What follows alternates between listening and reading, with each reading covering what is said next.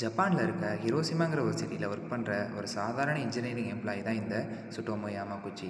1945ல் சரியாக ஆகஸ்ட் 6 அப்போது மார்னிங் 8:50 யாருமே எதிர்பார்க்காத ஒரு மேசிவ் பிரைட் ஃப்ளாஷ். ஒரு ஃப்ராக்ஷன் ஆஃப் அ செகண்டில் அந்த சிட்டியே பிளாஸ்ட் ஆகிடுது. அங்கே இருக்க பீப்புள்ஸ் எல்லாரும் இறந்து போயிடுறாங்க. பட் ஒரே ஒரு ஆள் மட்டும் அதில் உயிர் பொழைச்சாருன்னு சொன்னால் உங்களால் நம்ப முடியுமா? Yes, it's true.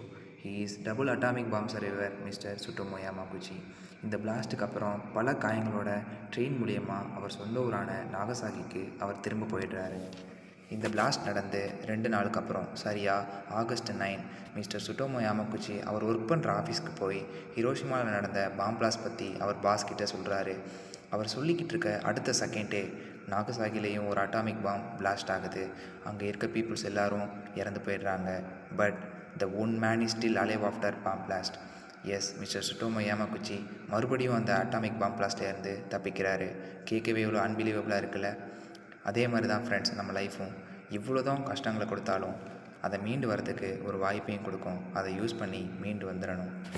இது மாதிரி அன்பிலீவபிளான ரியல் ஸ்டோரியை பற்றி நீங்கள் தெரிஞ்சுக்கணும்னு ஆசைப்பட்டீங்கன்னா மறக்காமல் நம்ம சேனலை சப்ஸ்கிரைப் பண்ணிடுங்க.